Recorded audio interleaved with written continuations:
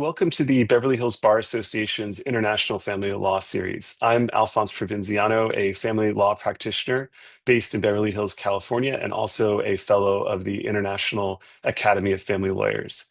This episode will be joined by two Indian practitioners, Ranjit Malhotra and Mrunalini Deshmukh.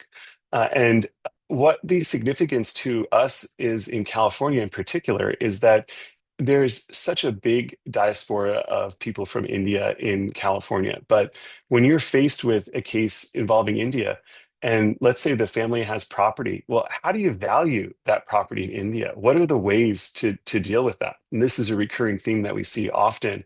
And there's differing attitudes on how a divorce will be enforced from California to India. And there's even differences among practitioners and differences regionally within India, how they're going to treat our divorce decrees, not to mention the fact that there's significant challenges in enforcing child abduction orders. So when you have these Indian cases and you're faced with Indian cross-border issues, given the huge Indian population in California, these are two people that you really want to know. And to tell you a little bit about them, Ranjit Malhotra is a Chandigarh-based advocate practicing before the Supreme Court of India and the Punjab and Haryana High Court, with over 3 decades of experience in international family law, private international law, and immigration.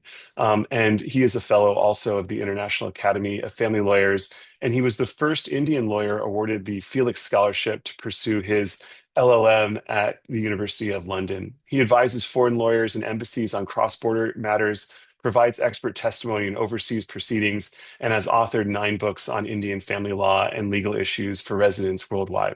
And Mrunalini Deshmukh is, in addition to being a lovely person, is a Mumbai-based advocate with over 4 decades of practice in Indian family law, appearing across all courts in India. And she's very modest, but she's a very well-known lawyer all throughout India and is a real pioneer in her field.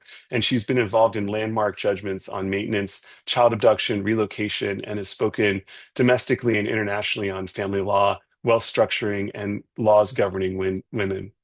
Their expertise together in cross-border family law disputes is something that will be absolutely essential for your understanding of when you're dealing with legal complexities facing the global Indian diaspora.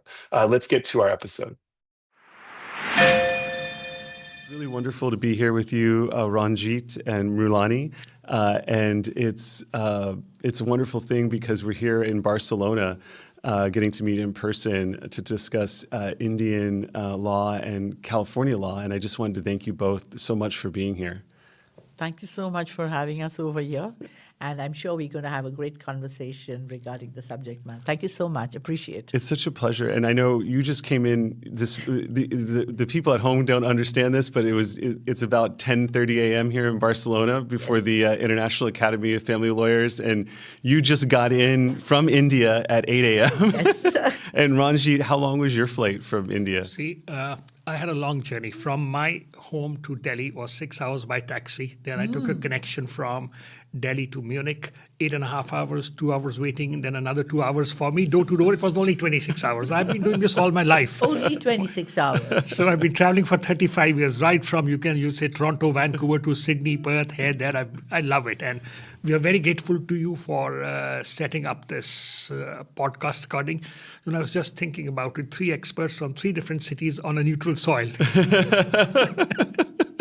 It's sort of the magic of the International Academy of Family Lawyers, and it's nice that the Beverly Hills Bar Association sponsors these podcasts. That really, the interesting thing we were talking about is there's such a huge diaspora of Indian citizens in the United States, and particularly in California. They're drawn to California from the tech industry, engineering, science, medicine, and law. Bankers, everything.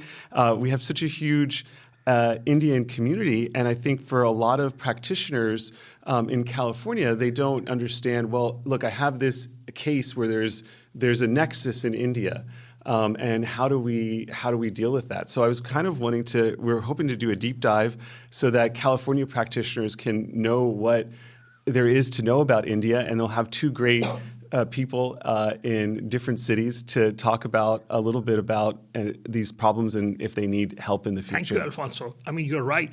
The legal baggage of the NRI community is huge and immense. I mean, I was just doing an expert report for one of these high-end professionals in the US.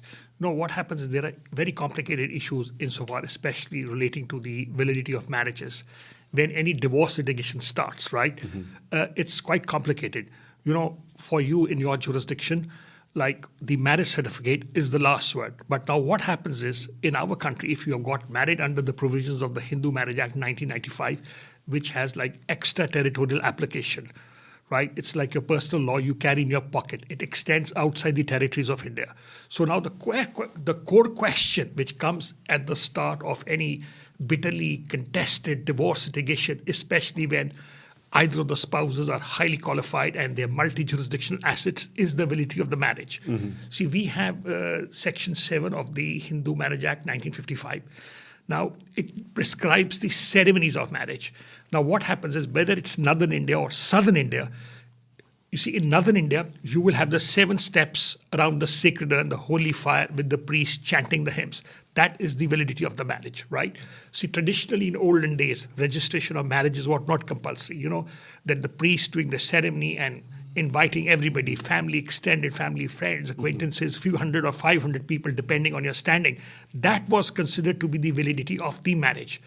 Now, what happens is, you go to Southern India, right?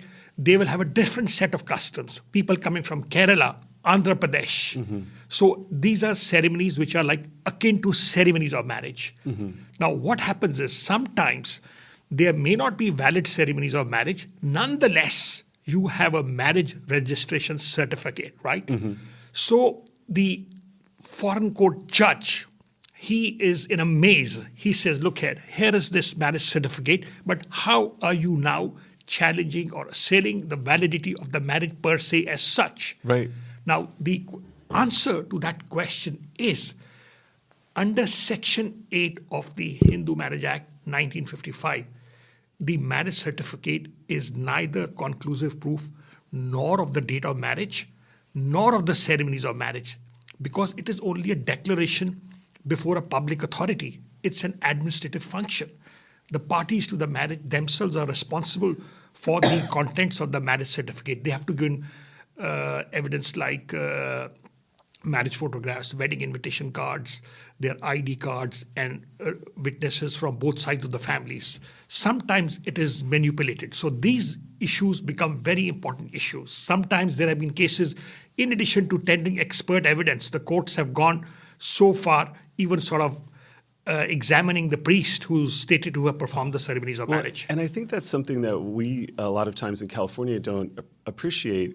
In California, in terms of getting married, you just go, you get your marriage license, and then you have to have an officiant do the marriage, and then, which can usually be a priest or a judge or a minister. But what's very different, and it's something that's very rare for people in the U.S. to understand, is this concept of personal status laws, and that different religions are treated differently in terms of the formation of the marriage. And Mrunalini, maybe you could tell us a little bit about that. Of course.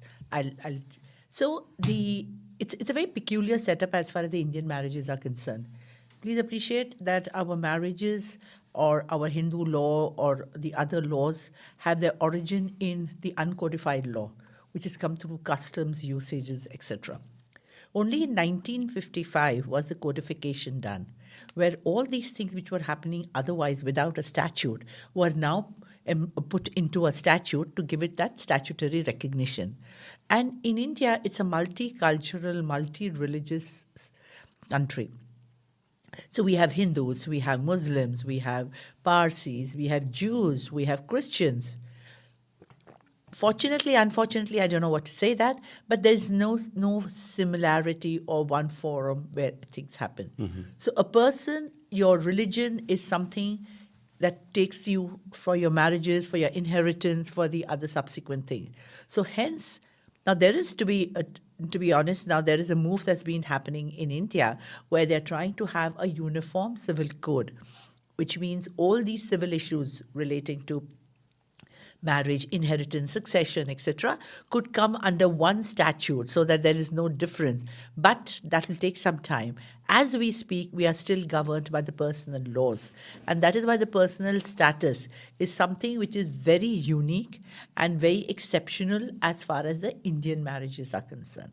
And that is where I think as we progress in our conversation, we'll be able to share as to how is it that is affecting, to decide jurisdictional issues, to decide what is the domicile of the parties, or to decide which is the appropriate forum before this it could go. So all those things are a little interlinked, and as you may be having a lot of issues, we also have similar cases of parties married in India but residing in the US. So it's a California or whatever the case may be. Well, and that's an interesting thing, because how do we determine if we're looking at a case? The first question is, client comes into our office, let's say one spouse is in India, the other spouse is in California. How in India do we look at, well, when do they get jurisdiction? Let's assume they're both Indian nationals, but maybe one lives in California and the other spouse has gone back to India. How would we look at a jurisdictional problem in that sense? See, here I might chip in, please. Now, what happens is, if the parties have got married in India, right, and their marriage has been registered in India, right, they have a choice to get divorced in India in case things run sour, provided they agree or acquiesce. That is one aspect. Now, I also must chip in, when it comes to the validity of the marriage, there is another very important legislation called the Special Marriage Act 1954. Now, the Special Marriage Act 1954, it comes into play when two persons marry, principally people of two different religions, right? Say it's like one American Christian and an Indian person, right? So what will happen is, now there are two avenues under this legislation. One is that you solemnize a marriage before the marriage officer in your competent jurisdiction. You go to the office of the marriage officer, you submit your paperwork, both parties have to be present. It can't be like proxy, de facto, right? You lodge in your papers, then you put in a public notice in one of the regional papers, local papers, and a public notice in the said office inviting objections from members of the public if they have any potential objections. Then what happens is, you come back after 30 days, assuming there are no objections.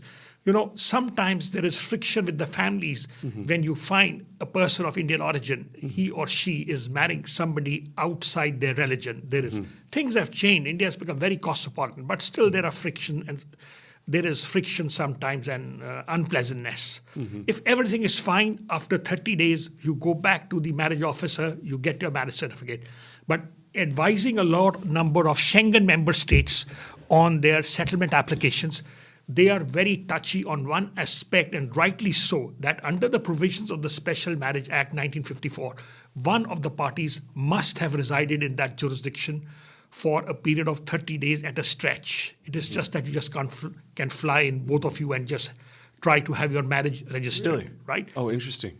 Marriage solemnized. Solemnized. Right? In India. Yeah. Now, this is one aspect. The second aspect is, this is a gray area. There is a lot of confusion. A lot of people get it wrong, and it leads to big time trouble. The second avenue is, you can have your marriage registered as celebrated in other forms validly according to your personal law, right? In that case, there is a separate column, separate provision in the said certificate saying that so-and-so got married as per Hindu law or as per their valid personal law. It could be Muslim law, it could be Christian law, on so-and-so date, and they have been living as husband and wife from so-and-so date in point of time, and that marriage is registered under the provisions of the Special Marriage Act 1954, in contradistinction to pure solemnization. So when you're looking at a divorce case in India, given the different personal statuses of people, their different religions, they could be Hindu, Muslim, Jewish, Christian, is it something where you're always having to first take a look, do we have a valid marriage? Because it's not very clear. That is the starting point. Interesting. Yeah, because you see what happens. And you see that too? Yes. Yeah. So that's a very important point, that you have Yeah. to see whether the validity of the marriage. And I'll give you some examples which are real life examples, that if a Hindu wants to get married to a non-Hindu who's a Christian, so obviously, as Ranjit had said, that it has to be under the Special Marriage Act, which is a secular act. It doesn't consider any religion as the primary Gender concern. neutral, as she So said. so if this is the thing, then that's a best case option. But some people want to get married under the Hindu law. So I am a Hindu, but but my partner is not a Hindu, but I want to get it done. So there is a provision wherein the partner gets converted to Hinduism. So there is a ceremony which is a very nominal ceremony, which is called conversion. So say if my partner is a Christian, he gets converted into a Hindu prior to the marriage, and post that conversion, we get married as per the Hindu rites. So then we continue to be governed by the Hindu Marriage Act. Now the question that arises is what you are saying is that what happens, I think you started off by saying, what happens is if one of the spouses is in California and the other spouse comes to India, so how would you advise your clients Right. that what is the law and Right. what is it? The difference that I see is, as per the states in the US, and some of them because I have worked on it, is a 60-day, 90-day, or 6 months residence gives the person a jurisdiction to do that. I know that about the East Coast, Boston, for example. Right. If you're residing there for 6 months, irrespective of the fact where you got married, irrespective of the fact where your spouse is, you could file that, and that's a court of competent jurisdiction. Now, we get cases where people do get divorces in that manner. Indian courts do not accept that.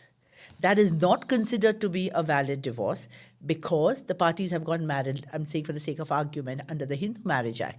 So that divorce has to be taken. And now you will ask me, is there any particular section in the statute which says that this should not be done? The answer to that question is no. It is by judicial interpretation of the cases that have started way back in 1975, some of the landmark cases which are there, which has laid down the law. And this law says that the parties who are married under the Hindu Marriage Act have to get divorced under the Hindu Marriage Act unless both the parties voluntarily submit to another jurisdiction. There could be a situation where the two people are in California, they're married under the Hindu Marriage Act, and you would have jurisdiction and they could do that. A consent divorce is accepted, but if it's either one-sided divorce that is granted by the court, could be challenged by the court. See, that's a very interesting thing because in California we have this ability to have what we call a status-only divorce.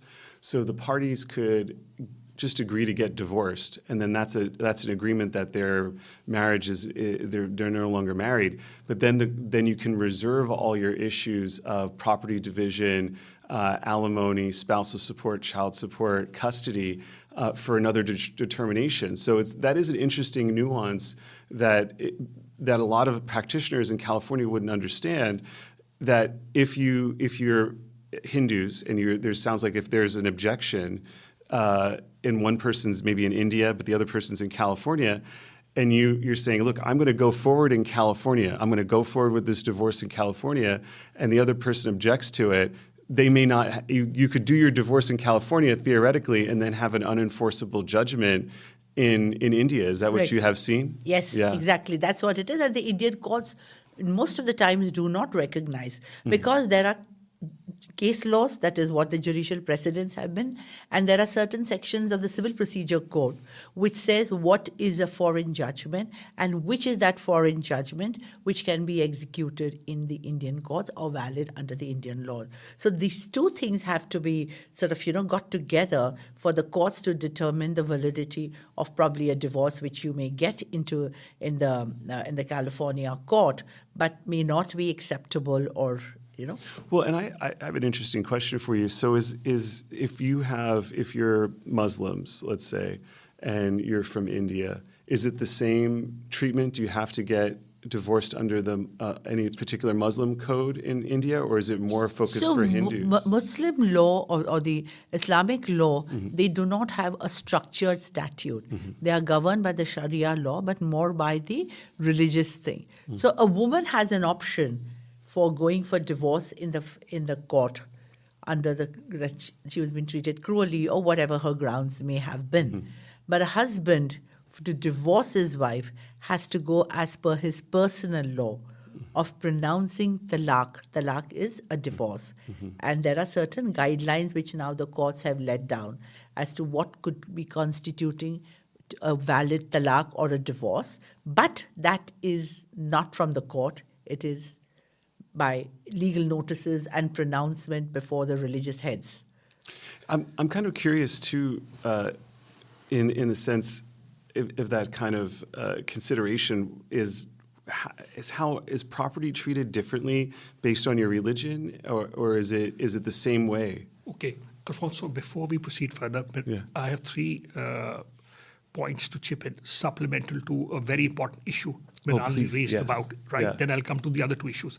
One is she raised a very valid point about the law of conversion.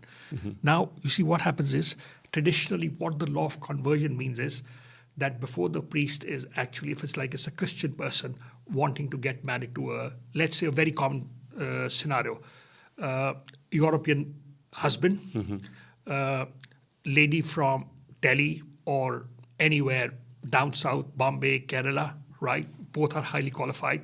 They come from well-known families. They have a grand ceremony in the Taj in Delhi. The works, the big fat Indian wedding, 500 people for 5 days. That we all want to go to. I've always wanted to be at one of those Indian weddings. Right, it's very exhausting. But now what happens is, right, so that wedding is done with big pomp and show to announce to the whole world. Right. They get married, they get a priest. They have no clue about conversion. Right. When they apply for the lady's visa at the Schengen member state or any other place, the validity of the marriage certificate comes under a jeweler's focus, right?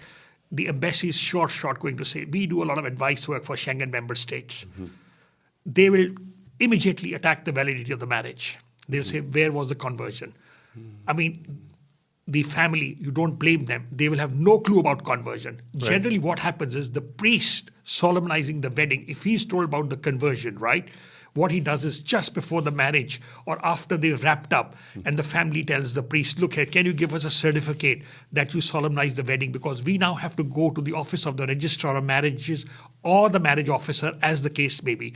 So generally, the priest will just scribble a few lines saying, Mark Zuckerman got converted to Hinduism. Now. Yeah. That may be accepted, that may not be accepted, right? The embassy, the Schengen member state generally is well within their powers to question you. Are you a devout Hindu? What do you do to practice Hindu law, right? Or Hindu religion, not Hindu law, Hindu religion. Now, we have a very important document, which is report number 235 of the Law Commission of India. I have often referred it to in all my expert reports and legal opinions. It's the best consolidated, documented document analyzing the entire law on conversion and reconversion. Right. Now, the second part is the impact then, and a lot of people in California, they might not pick up on this nuance. The Schengen area obviously is the EU, where you can travel freely. Right. And so I'm kind of curious if the parties get married, let's say, and you can't necessarily, the embassy says, well, we're questioning if you really converted. Is that a way then to deny that it's a valid marriage? You see, Oh, interesting. Right. You see, what generally happens is the way out is, well, that marriage was done for pomp and show, right? So the way out is you do a new marriage. You do solemnize a marriage under the provisions of the Special Marriage Act 1954, right? That is a convenient way out. Because you see, if you go back to the office of the Registrar of Marriages for annulling that marriage, that's another story. Now, the second point which I wanted to raise, or which Mrunalini raised, a very, very valid point, that the foreign court judgments, the divorce decrees or the judgment, that has to be in consonance with our provisions of the Civil Procedure Code. That's principally Section 13 and Section 44. And then we have a list of reciprocating territories under 44A. And there's a list drawn up by the Government of India.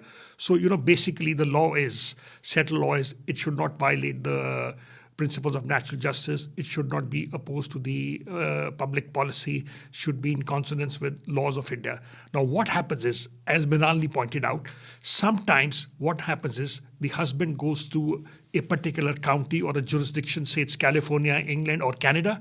He files for divorce proceedings, and then what he does is he tries to effect service under the Hague process, which doesn't work because it has to be routed to the government authorities, right? And that takes one hell of a lot of time. Right. It may not be successful. It goes through so many channels. And by the time the representatives actually show up, there is so much bitterness at the at the side of the wife's family. Generally, the wife is at the receiving end, right? Unfortunately so, because the issue comes, with regard to dowry and other stuff. It's, sort of a slur on the family name. I mean, people feel very bad and bitter. We have, so many of these holiday wives, abandoned wives, which the numbers swell up in thousands in Punjab, in northern India, where it's a big, status thing for one member of the family to be married abroad, right? So if they are not able to effect the service to the Hague process, then what happens is they engage private lawyers or investigators or detectives to get an affidavit of service or an affidavit of attempted service. And the wife is, or the spouse in India, is slammed with a divorce judgment and a decree. And, often the spouse at the Indian end does not have the means and resources to engage a counsel, say in California or whatever, right? And under Indian law, representation should mean representation by counsel of the spouse who's resident in India, married to a foreign spouse, an overseas spouse, right? So they will not accept the fact that the spouse residing in India was served summons. That will not constitute proper representation in court. So what happens is sometimes, 5 years pass down the line, and the spouse who's abroad, he says now, well, it's time to get remarried. Let me go back home. He lands at New Delhi airport, and the police arrest him. Because what happens is there is a lookout notice for him. He thought, life is paradise, it's bliss, it's all sorted out. So people at the Indian end, generally they also end up complaining to the Human Rights Commission, to the Ministry of External Affairs. They have a portal for NRI grievances, which is called the non-residents Indian, as you know, right? So there are a lot of dimensions to it. It's very risky sitting pretty thinking that you've slammed. Why would the police arrest the person? You see, what happens is there are dowry issues, right? Because often it so happens, say we are having a scenario of a husband and a wife, right? Say wife is from Punjab or northern India, or maybe Maharashtra, right? She has been slammed with a divorce judgment or a decree wherein she was never represented. All she could do was, to send some representations to the court, right? And because she was not represented by counsel, she did not have the opportunity to put her own version. Family honor is at stake. There have been dowry issues, right? So they keep on complaining, and as you know, ultimately the long arm of law catches you at the end of the day. It takes time. So the police comes in because in certain parts, and primarily, as Ranjit has said, in the northern part of India, and maybe less a little down south when you go, the issue of dowry. Now, I don't know how much you or the lawyers are aware of.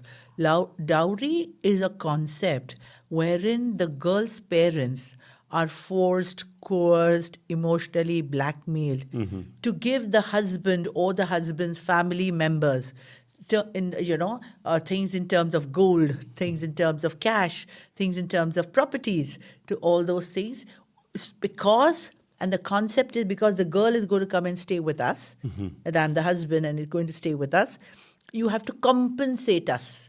And that compensation is called dowry. Now, this is a complete abuse of what the situation is. It's a token amount that you have to give. Say a $100 bill, okay, in your words, is all that you need to give because that's what the custom is. But that custom has been so misused and abused.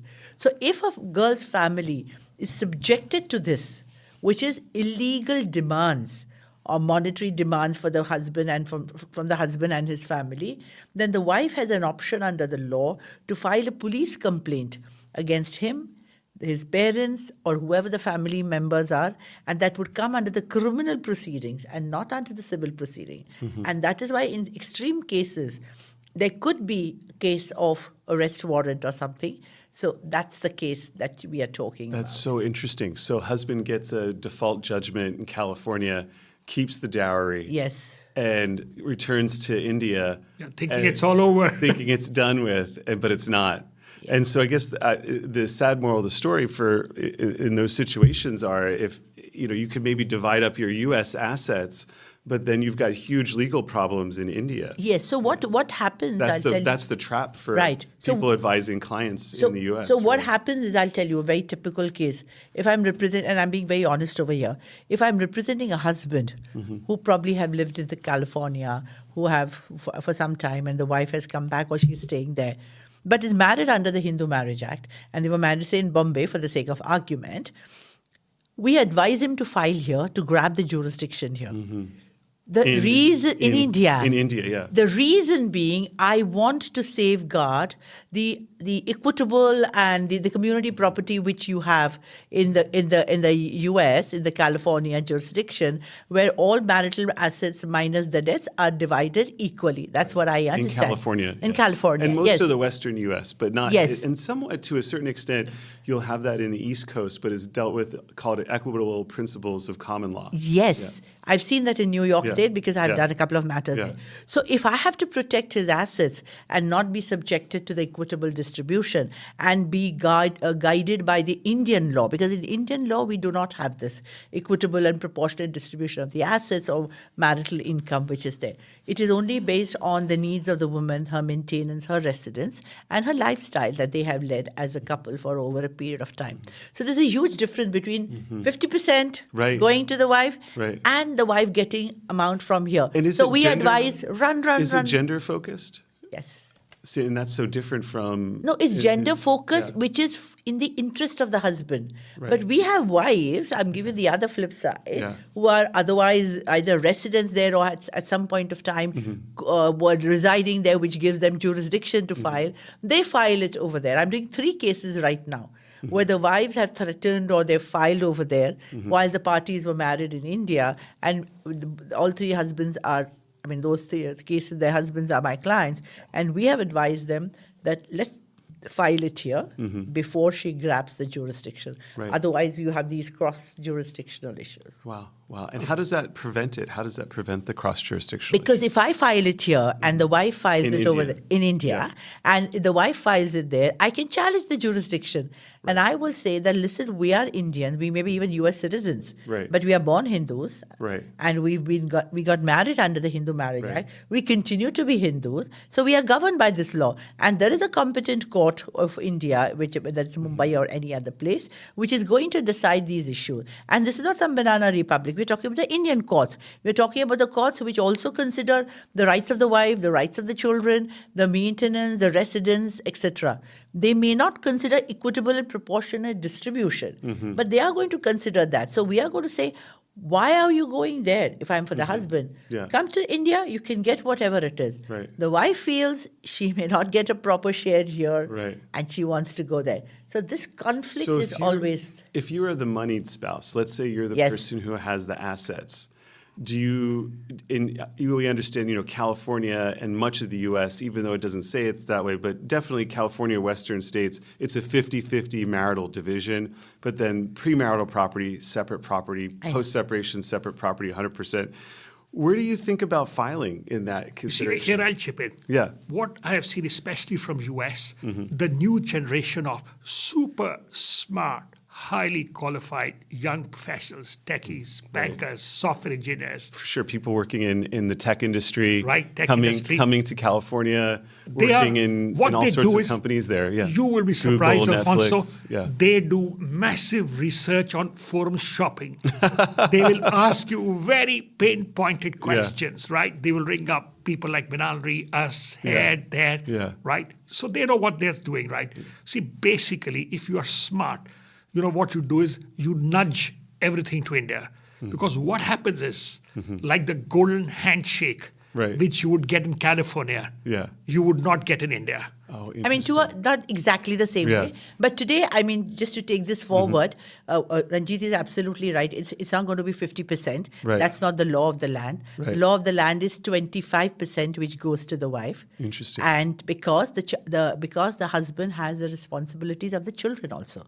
So then he solely picks up the responsibilities of the children. So today the wife gets 25%. If $100 is what the net worth is, around 25 to 30. I mean, so I'm not saying exactly 25, Right. in which all her rights are taken care of. Whilst the wife feels, if I go to the US, of course. But the other problem is, which the wives don't understand, is that in India, all assets of the husband are concerned. Prior to marriage, ancestral, gifted assets, all is in the pool when the court is going to decide. So it's not exactly not favorable, but in a very simple manner, not exactly straight cut. It takes time. So there are some procedural delays. That's so interesting. So now there are four upshots over here, right? Now what happens is, number one, if the divorce proceedings are instituted in India, one, it is very difficult to prove the foreign assets of the husband in, say, in California or US, right? Then the big And why is that? The big question is, does the judge or the court have jurisdiction over the foreign assets of the husband, say in US? Territorial jurisdiction. Territorial jurisdiction. Now, number two, delay. You can drag it on. Right. Typical scenarios, you challenge the validity of the marriage ceremony. I did an expert opinion a couple of years ago. A highly qualified gentleman, loaded with money, operating from the UAE with assets everywhere, married children, settled in New York and England, questioning the validity of the marriage. There were three counsels in the picture, one from UAE, Dubai, UAE, England, myself in India. I said, look here, you possibly cannot assail the validity of the marriage ceremony. What had happened was, say like 20 years ago, he got married in Delhi. The priest was still around. Sometimes they go to the extent of, we have to go to the extent of questioning the priest. Did you solemnize the marriage? Wow. And The who person remembers admitted- that after 20 years? Yeah. You see, the person in this particular case, Right. yeah, you got a very valid point. In this particular case, the priest was around. Right. The husband confessed that the temple is near the house of his mother-in-law, right? The priest can be approached. He said he was trying to just question something, but there was that overwhelming catalog of evidence insofar relating to the ceremonies of marriage. He just wanted to take advantage of the situation that the marriage Just to wasn't delay it. registered. Just to I said, delay. you will not Yeah. succeed. You Yeah. will not succeed at all because there were heavy stakes.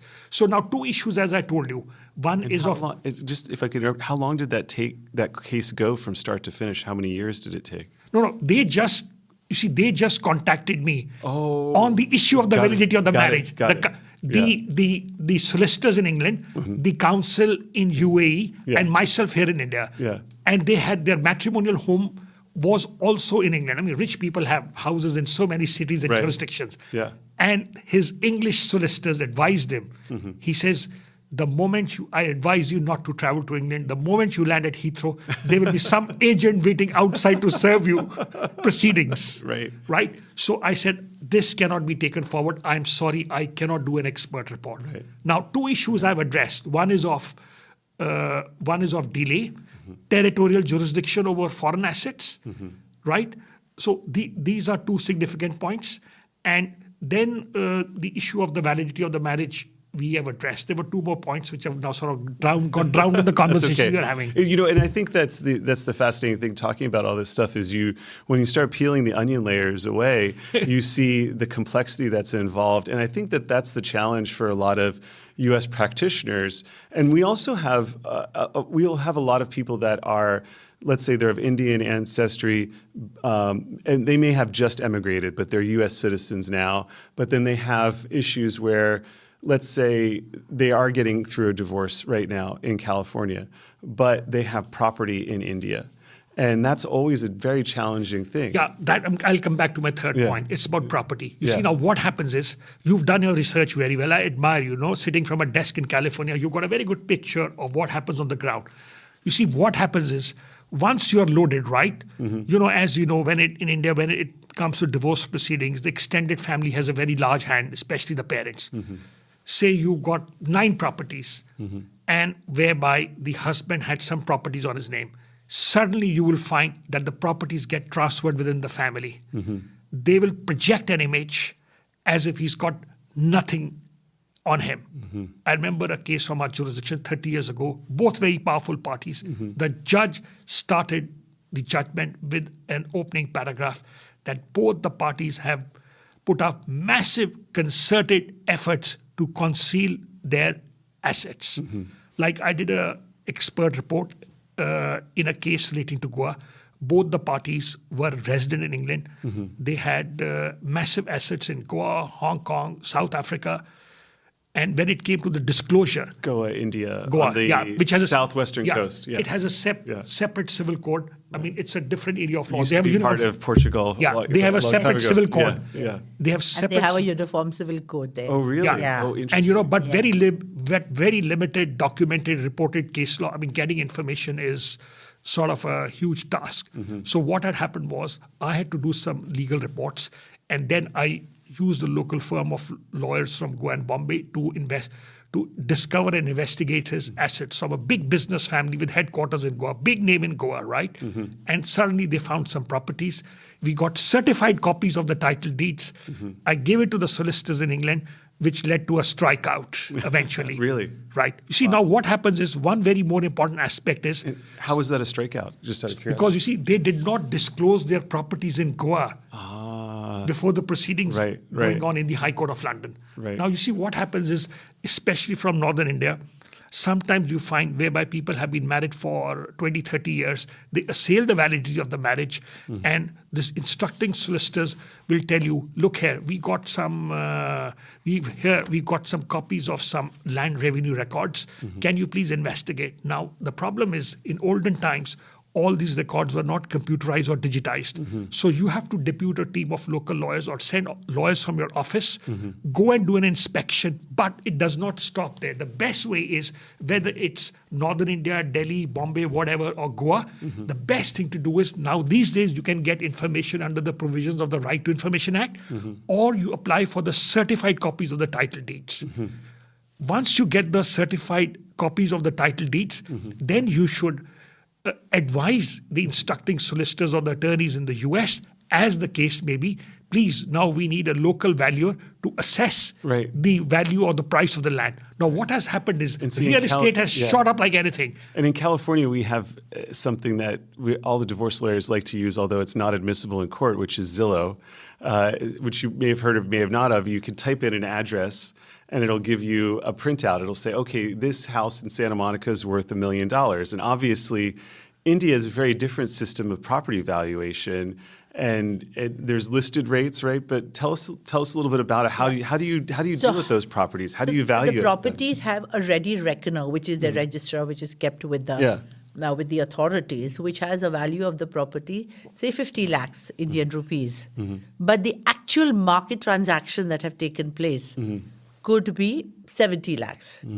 Or maybe 3 times the property. Yeah, I'm just saying more conservatively. Yes. Yeah. The law is you cannot sell below the ready reckoner Circle price. rate, which you mentioned. Right. I was so impressed. You know of the meaning of the import of the phrase circle rate. That's a big thing. Yeah. Right. Well, and that's the official rate. Yes, right? because that is the rate set That's by the the revenue statutory authority rate. rates. That's the statutory. That is the rate earmarked by the revenue authorities on the basis of sale transactions in that locality. Basically, people use it for legitimate tax planning, which we call tax fiddle. So what happens if you are buying a property, say, which is worth, the circle rate is $100,000. So the white component or the bank transfer has to be of that circle rate. Otherwise, the tax man will get after you, right? Interesting. So if it's below it. If it's below Yes. it. Right. Right? But then the properties can sell for more than the... You see, Yeah, that's they all- sell more than that, as he You said. see, too. normally what happens is, I've seen, having handled litigation in the Delhi High Court and other places, property-related litigation to second, third generation of NRIs. Now, 60-40, 70-30 is the norm. Like 30% is the white component or 70%. You know, like in olden days, you had suitcase bankers Right. for people staying abroad. Really? Right, Yeah. exactly. Yeah. I mean, what would happen? I have seen wealth managers, presidents in high-end private banks. They would keep a track of all their ultra high net worth clients in England. Supposing they moved a bank, they went from say one foreign bank to another foreign bank, they made it a point to keep their old clientele in the loop, even if they changed the job 4 times.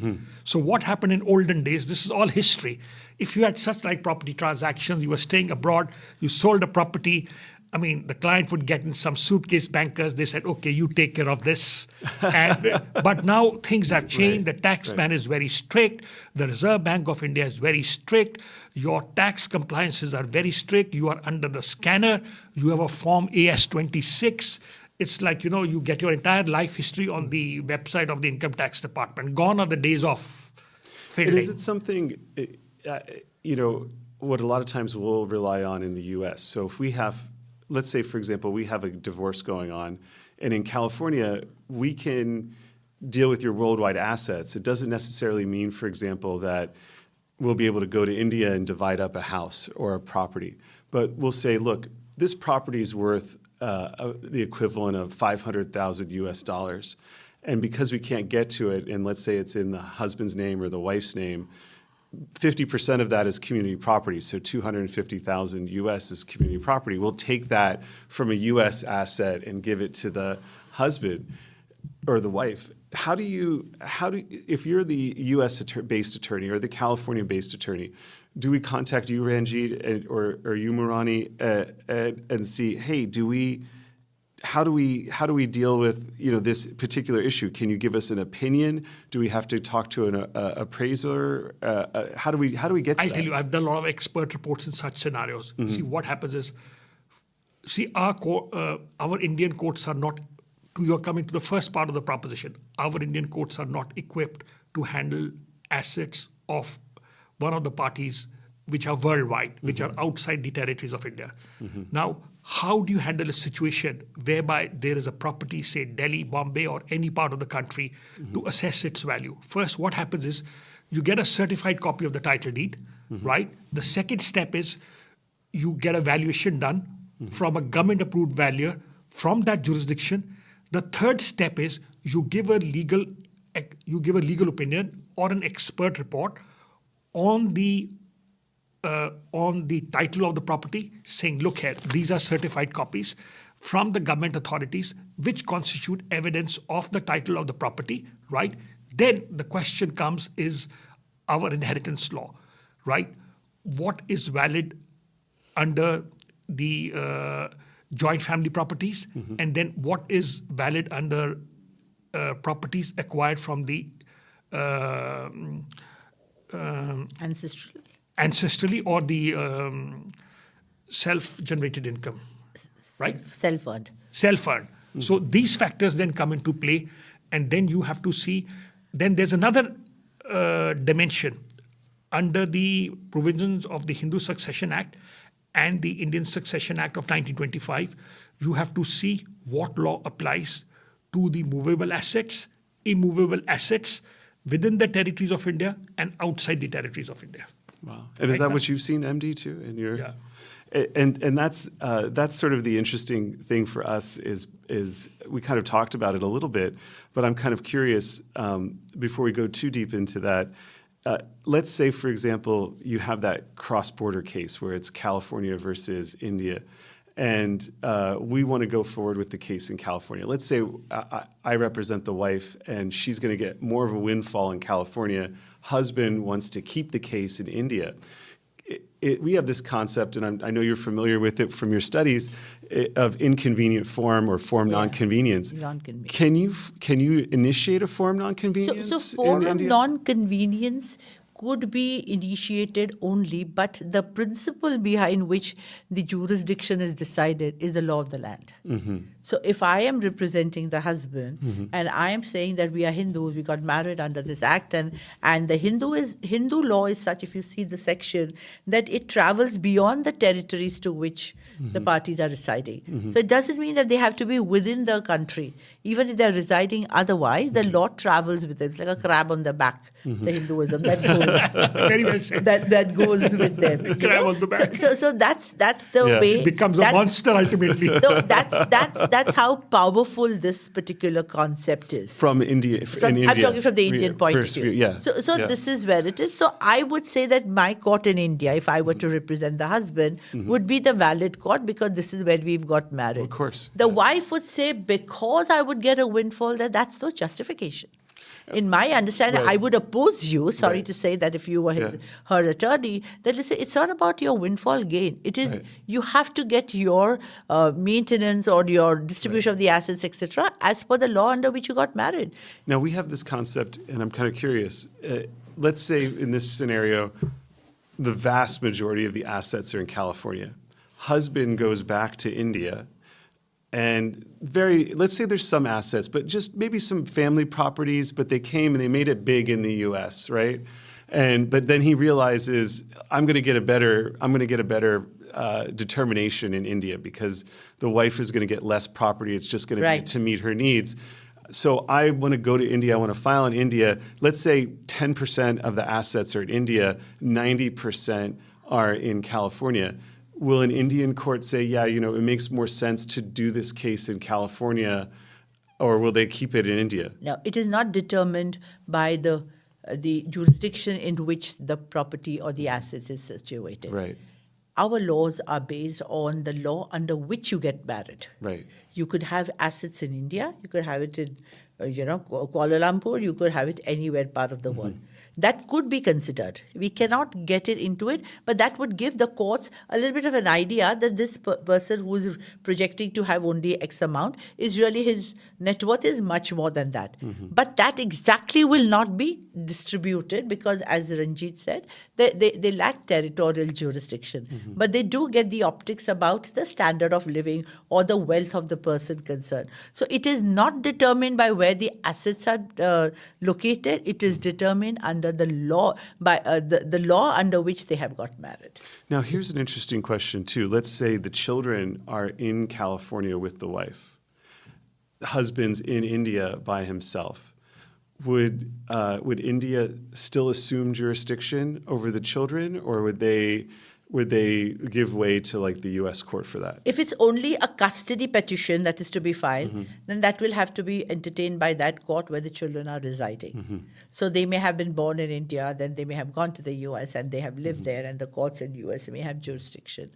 But if I'm filing for a divorce on behalf of the husband, in that, I can make a prayer for the custody of the children, though the children are not residing in the territories of India or wherever the case may be.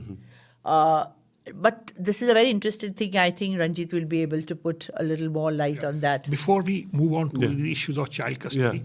I wanted to chip in on one very important aspect, right? Coming to jurisdiction.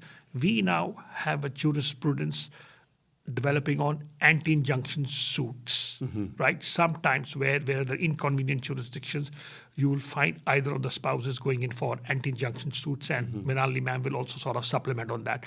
Now, coming to see child custody issues, the issue is with regard to the habitual residence of the child. And as you know, we are not a party to the Hague Convention on civil aspects of international A abduction. lot of people don't know that's an important point, that India is not a signatory. And so if you're dealing with those issues, Yes. it's going to be very and challenging. even for you to serve petition from the California court to one of the clients who's in India, you will have to go through the Hague process. But I can serve the petition through the court, which is from their website now because of his email, or from the desk of the lawyer, and that would be construed as a valid notice or... An email service is valid for a Yes. petition. Yes. See, we don't have that in California. We have it. And this is also goes from not only the lawyer's desk, it goes from the court's website. So, for example, there's a family court at Mumbai. Okay, from the website of that court, the service is done on behalf of the, say, husband to the wife who is not residing in Mumbai but is residing in the US. Does everyone have to have a registered email Yes. in India? Every petition we write, Right. we file, Yeah. we have to give the name, age, etc., Right. which is the personal Yeah. details. Then the mobile number, because everybody has a mobile today, and the email. So those become The the lawyers filing the identification. petition. In some jurisdiction, you even have to give your enrollment number, your license Yeah, number. yeah. No, but she's talking about the parties. So they have to give that. And that is presumed to be, and you know something very interesting. And this is how you guys are ahead of us, because in the U.S., I still have to, if I have to hand you this document and Process that server, service, through the and process that is server. not, and you know, if you do an email service on an But it unrepresented has to be person, from the court's website. Right. In addition Right. to personal Right. service from the lawyer's Right. desk. Because that is a recognized website which will give the to the court that they have received it. But tell us, Ranjit, in terms of dealing with custody, because I know this we may run out of time, but this is going to be so important to people. Since it is not a signatory to the Hague Convention, and let's say the kids are the marriage dissolves, parent leaves California. Let's say it's the mom, takes the 3 kids with her. And father now wants to get the children back. What's his process? See, what happens is a typical scenarios where the divorce litigation is underway. What happens is either of the spouses says, look here, the grandfather is on his deathbed. Right. And he loves his grandchildren to bits. He wants to You've see seen them. this before. I mean, it happens all the time, Right, right? right. And he wants his last wish. He wants to see his grandchildren before he dies. Right. So you move and up. Either sometimes people just whisk the children, right, to India. I mean, like in England, all this is very developed. You've got Reunite. We've been very, very closely associated with the Reunite. In fact, one of the ladies who was actively involved in setting up Reunite, she was our client way back in 1984, 1985. Then she set up this initiative with Anne-Marie principally.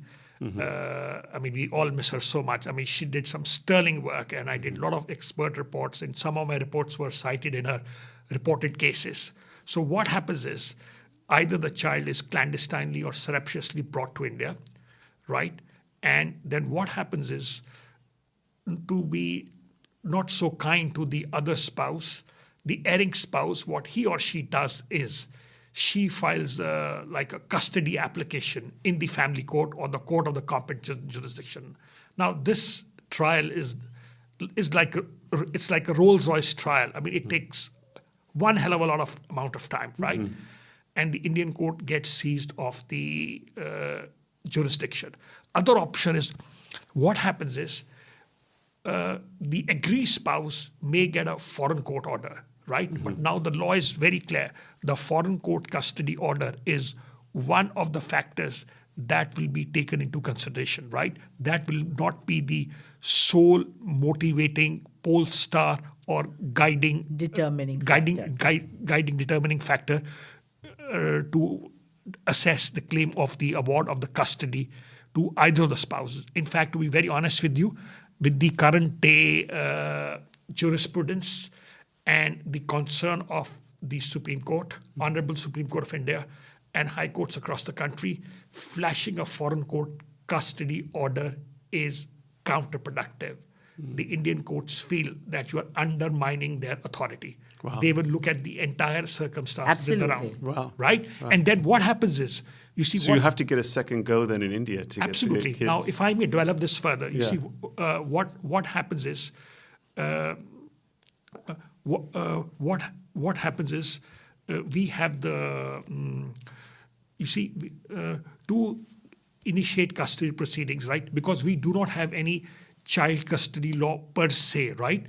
And there is no separate criminal legislation recognizing child custody or, to put it, child abduction as a separate criminal offense.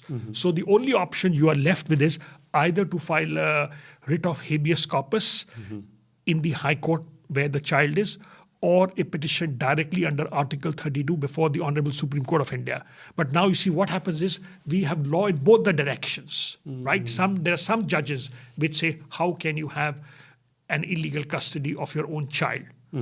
Now, the crux, the issue, then what happens is sometimes where the divorce litigation is underway and it is sort of making headway, right? The court calls for an expert report, right? Or a single joint expert report. We do a lot of these reports from England for the Family Division of the High Court of London and courts in the US. The key question is the Honorable Court, either in US, England, or Canada, especially US, would want to know, well, can you give us an ironclad guarantee that the child or the children will come back if sent to India? The answer is a big no. Right.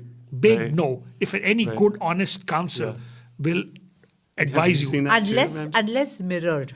Unless mirrored. Mirrored here. Yeah. If you mirror it, and especially in the So if you High had Court, a court order, the same if you court have order it in the in High both Court and the locations. Supreme Yeah. Court, and if you did mirror this order, then there is a very high chance, and there's exceptional circumstances, but in most of the cases, to be honest, in my experience and opinion, that yes, they do consider this, because this is by choice, by their own agreement that they have agreed, and we have mirrored it into two different things. So we normally suggest that even if you get to arrangements of custody and visitation in a particular court, and the children are likely to be in some other thing, the other spouse, who probably most of the time is a non-custodial parent, should have an option to exercise his rights, his or her rights, in that particular jurisdiction.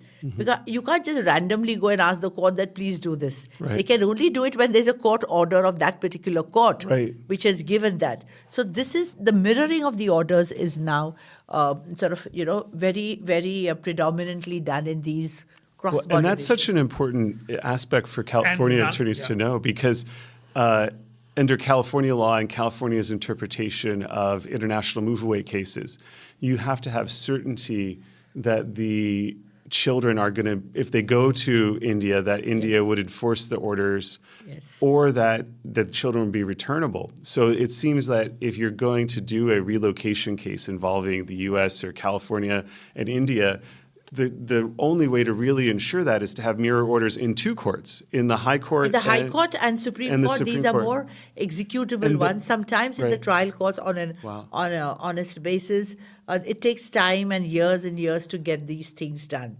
Though courts today, at least in these urban metros, are pretty proactive and understand the situation. But yes, we have seen a lot of cases, and even Supreme Courts have, as Ranjit has said, in some cases they have come down heavily.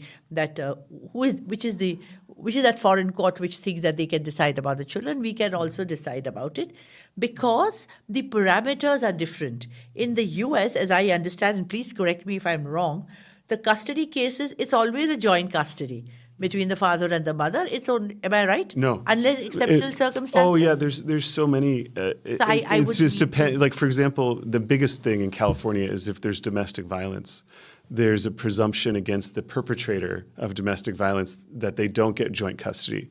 Generally speaking, it is true that the courts are going to come in, and that's maybe their thought process, but it's not automatic even.